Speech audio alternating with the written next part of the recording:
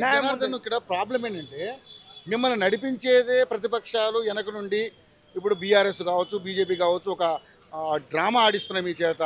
అదేవిధంగా మీరు ఒక పేటీఎం బ్యాచ్ గా తయారయ్యారని చెప్పేసి అధికార పక్షం అంటున్నప్పుడు మళ్ళీ మీరు ప్లకార్డులు పెట్టుకుని రావాలి రావాలి ప్రతిపక్షాలు అశోక్ నగర్ రావాలంటే మరి ఆ విమర్శకి మీరు బలం ఇచ్చినట్టు అవ్వట్లే?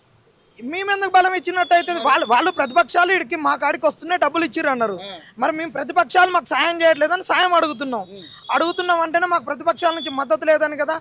ఎవరైతే మమ్మల్ని పేటీఎం బ్యాచ్ అంటున్నారో వాళ్ళు ఇది చూసి సిగ్గు లజ్జా తెచ్చుకోవాలని అడుగుతున్నాం.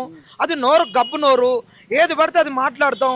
నిరుద్యోగుల వల్ల ప్రభుత్వం వచ్చింది, మళ్ళీ నిరుద్యోగులను తిడితేనో నిరుద్యోగులతోటి కసుబుసు అనిపించుకుంటే ఇప్పుడు రాబోయేటటువంటి స్థానిక సంస్థలలో వార్డు మెంబర్లను ఇచ్చి కాంగ్రెస్ గెలిపిస్తుందని వాళ్ళు అనుకుంటున్నారు.